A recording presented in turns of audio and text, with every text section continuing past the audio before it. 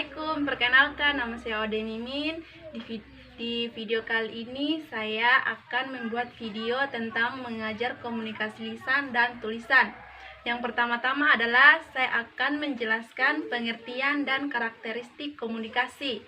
Istilah komunikasi berasal dari bahasa Latin, yaitu communicatio, yang berakar dari kata komunis. Artinya adalah makna mengenai sesuatu hal. Komunikasi diartikan sebagai penyampaian dan penerima pesan pada informasi di antara dua orang atau lebih dengan menggunakan simbol verbal, bahasa, dan nonverbal. Ada 5 karakteristik komunikasi, yaitu yang pertama, komunikasi itu unik. Yang kedua, komunikasi merupakan suatu proses yang dinamis. Yang ketiga, komunikasi itu terkait konteks. Yang keempat, komunikasi itu adalah simbolik. Yang kelima, komunikasi merupakan suatu transaksi. Poin B, saya akan menjelaskan fungsi komunikasi, yaitu yang pertama, fungsi personal, yaitu tindak komunikasi untuk mengekspresikan pikiran, sikap, atau perasaan pelakunya. Yang kedua, fungsi instrumental, yaitu kegiatan komunikasi yang dapat dimaksudkan untuk memengaruhi sikap dan pendapat orang lain.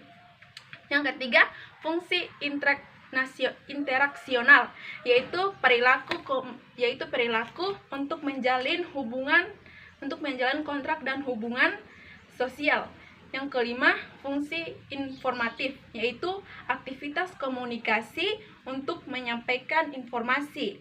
Yang keenam, fungsi heuristik, yaitu tindak komunikasi untuk belajar memperoleh informasi. Yang kelima, fungsi imajinatif, yaitu kegiatan komunikasi yang bertujuan untuk memenuhi rasa estetika atau keindahan. Dan selanjutnya saya akan menjelaskan poin D. Poin C, proses komunikasi. 1. Penyandian atau pengkodean. Dalam komunikasi lisan yang sifatnya informal, proses penyandian ini cenderung spontan dan tidak disadari. Sebaliknya, dalam komunikasi tertulis, penyandian dapat direncanakan dan bahkan diperbaiki karena tidak memiliki waktu persiapan yang relatif memadai. Yang kedua, pengiriman kode, yaitu penyampaian pesan melalui lambang formal atau lambang verbal atau nonverbal sebagai sarana atau saluran komunikasi. Penerimaan yang ketiga, penerimaan kode atau transmitting, yaitu suatu proses kegiatan mental yang dilakukan oleh penerima pesan komunikasi. Ada 3 hal yang harus diperhatikan untuk mempertinggi keberhasilan komunikasi, yaitu yang pertama, unsur paralinguistik, yang kedua, unsur non-linguistik, dan yang ketiga, unsur metalinguistik. Oke, selanjutnya kita ke poin D, yaitu unsur-unsur komunikasi yaitu sebagai berikut. Yang pertama, komunikator dan komunikan adalah orang atau pihak yang memberikan pesan baik melalui aktivitas verbal, bahasa berbicara dan menulis ataupun nonverbal, bahasa gerak tubuh, ekspresi muka, busana, atau tanda-tanda tertentu. Yang kedua, pesan adalah informasi, ide, atau perasaan yang disampaikan untuk diterima oleh orang-orang atau pihak yang terlibat dalam komunikasi. Yang ketiga, konteks komunikasi. Itu terkait konteks, artinya suatu komunikasi tidak terlepas dari tempat, waktu, dan situasi yang menyertainya. Yang keempat, balikan feedback adalah respon atau tanggapan yang muncul dari penerima dan penyampai pesan. Bentuknya dapat berupa verbal dan nonverbal. 5. Gangguan dan interferensi. Segala sesuatu yang mengganggu atau menghambat ketersampaian pesan dari komunikator komunikan disebut gangguan interferensi. Poin E, Jenis-jenis komunikasi. Secara umum, jenis-jenis komunikasi ada 4, yaitu A. Berdasarkan situasinya.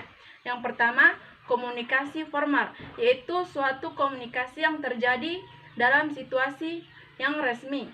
Yang kedua, komunikasi informal, yaitu suatu peristiwa komunikasi yang terjadi dalam situasi resmi atau santai. Yang ketiga, komunikasi semi-formal, yaitu suatu peristiwa komunikasi yang terjadi dalam situasi campuran resmi atau tidak resmi. B. Berdasarkan simbol atau lambang yang digunakan, yaitu yang pertama, komunikasi verbal, yaitu suatu kegiatan komunikasi yang dilakukan melalui penggunaan bahasa. 2. Komunikasi nonverbal, yaitu suatu aktivitas komunikasi yang dilakukan lambang menggunakan bahasa. C. Dilihat dari tindaknya media komunikasi. Yang pertama, komunikasi tak bermedia, yaitu suatu peristiwa komunikasi yang tidak menggunakan media apapun sebagai sarananya. 2. Komunikasi bermedia, yaitu komunikasi yang tindak komunikasi yang menggunakan media tertentu sebagai sarananya. D. Menurut sasarannya. 1. Komunikasi interpersonal, yaitu komunikasi internal yang terjadi dengan dirinya sendiri. 2. Komunikasi antarpersonal, yaitu komunikasi yang terjadi dengan antar perseorangan. Yang ketiga, wawancara, yaitu serangkaian tanya jawab atau dialog, biasanya melibatkan 2 orang dengan tujuan memperoleh informasi. Selanjutnya, poin F, yaitu komunikasi nonverbal. Unsur-unsur yang termasuk dalam komunikasi nonverbal adalah sebagai berikut. Yang pertama, paralinguistik. Yang termasuk dalam paralinguistik adalah kecepatan berbicara, nada atau tinggi rendahnya suara, volume, lembut dan kerasnya suara. 2. Kinestik, yaitu gerak atau perubahan unsur-unsur yang menyertai secara tuturan. Yang termaksud unsur kinestik adalah gerak tubuh yang memiliki terjemahan langsung ke dalam bahasa. Terdapat 5 fungsi komunikasi atau kegunaan komunikasi nonverbal dalam berkomunikasi, yaitu yang pertama, memperjelas dan melengkapi atau menambah makna pesan yang dikomunikasikan secara verbal. 2. Mengatur komunikasi verbal. 3. Pesan yang disampaikan secara nonverbal dapat menggantikan pesan verbal. 4. Pesan nonverbal memberikan pengetahuan atau penekanan terhadap sesuatu yang disampaikan secara verbal. 5. Mengekspresikan sikap orasehan seperti sentuhan, pakaian, kinestik, dan paralinguistik. Selanjutnya, poin G. Komunikasi verbal adalah komunikasi yang dilakukan dengan menggunakan bahasa. Adalah sistem lambang yang digunakan oleh masyarakat untuk bekerja sama seperti berinteraksi dan mengidentifikasi diri. H. Komunikasi lisan dengan tulisan. Komunikasikan yaitu suatu proses di mana komunikasi lisan yaitu suatu proses di mana seorang pembicara bertindak secara lisan terhadap komunikan untuk mempelajari tingkah laku penerima komunikasi. Ini dilakukan dalam bentuk percakapan secara tatap muka seperti teleponan, radio, dan lain sebagainya.